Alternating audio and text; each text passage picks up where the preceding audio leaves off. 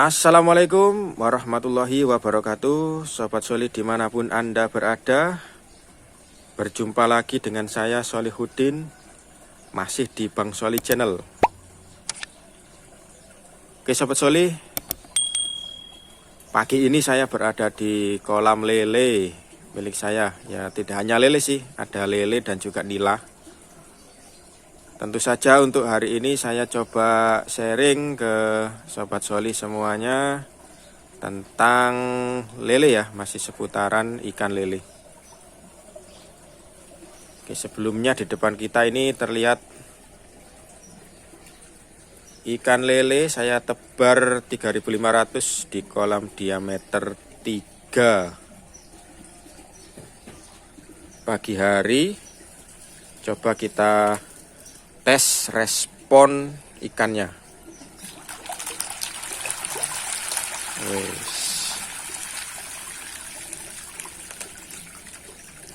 Ini usia sekitar 3 minggu ya. Hari ini waktunya sortir.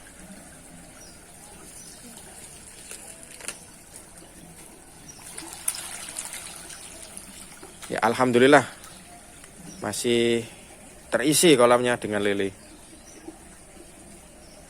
Oke, untuk tema pada hari ini yang ingin saya bahas adalah mengenai kegunaan air tandon ya untuk kesehatan ikan lele kita. Sebenarnya tidak hanya untuk lele ya, untuk ikan apapun sangat bagus ya kegunaan kolam tandon untuk kesehatan ikan, terutama ikan lele.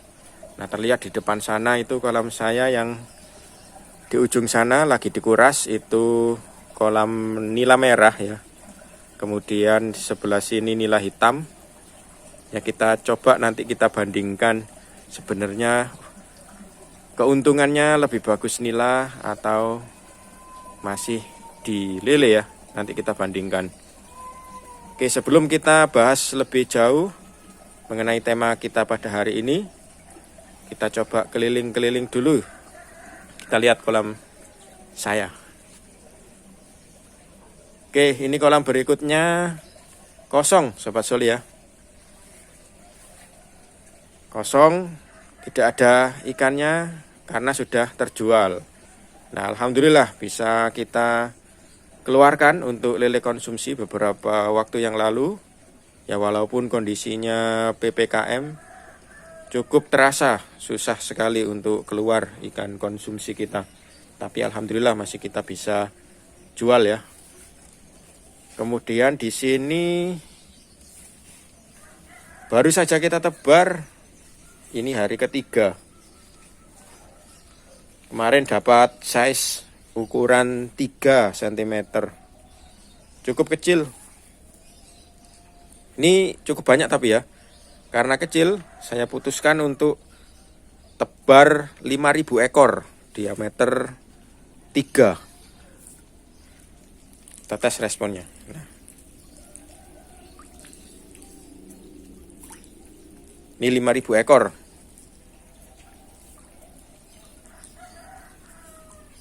Ya untuk Sobat Solih yang pemula lebih baik saya sarankan untuk tebar benihnya jangan terlalu kecil.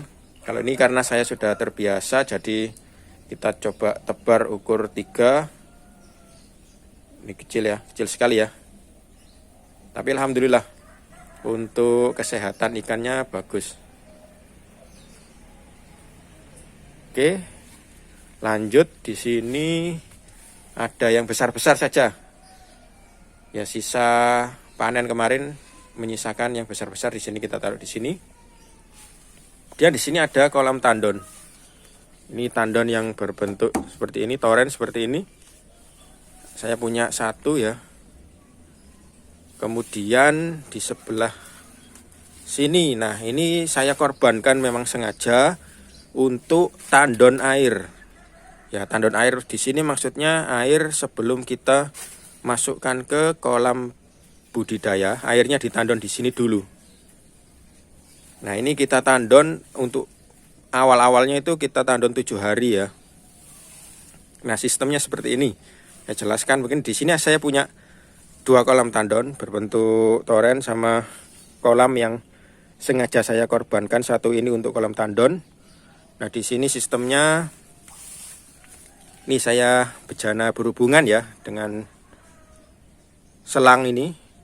Jadi ini, nanti ini kalau sudah tersedot dan levelnya minim, dia akan menyedot dari tandon yang di sini.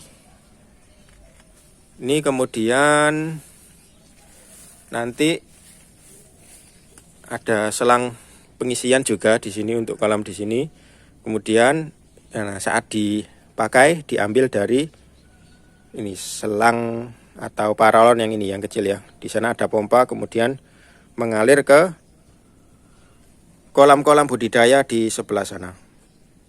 Oke, langsung saja kita bahas apa sih kegunaan dari kolam tandon ini untuk kesehatan ikan lele.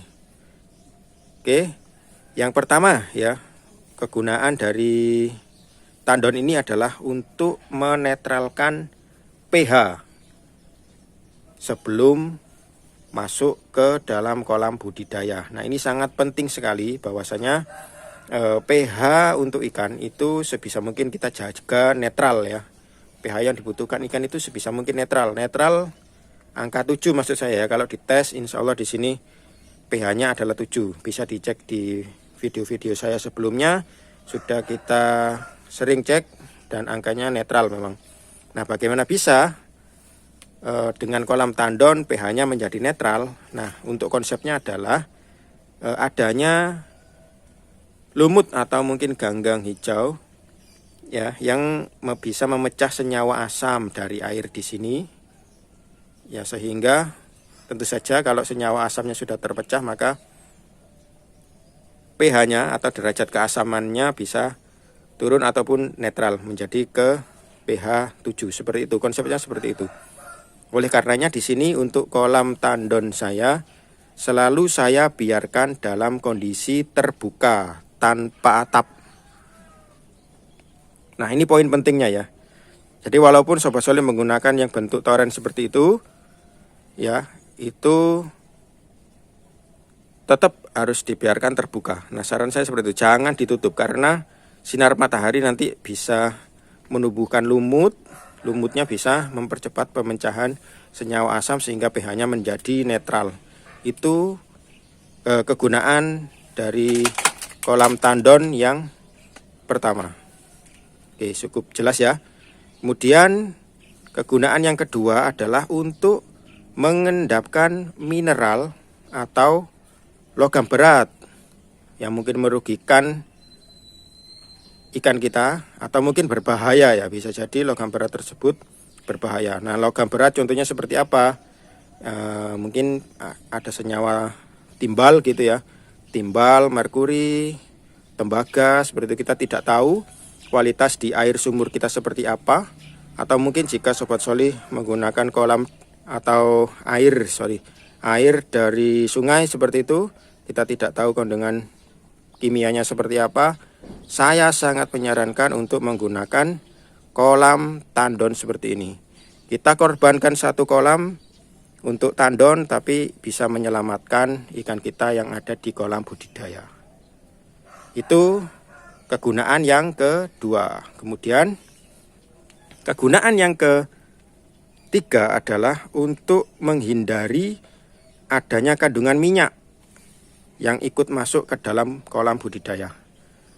Nah, bisa dilihat di sini kolam di tandon saya atau air di kolam tandon saya di sini berminyak ya. Nah, terlihat ya. Nah, di sini air sumur saya itu kandungan minyaknya memang cukup tinggi ya, cukup tinggi. Kemudian juga adanya mineral atau mineral-mineral seperti kalsium dan magnesium juga sepertinya ada.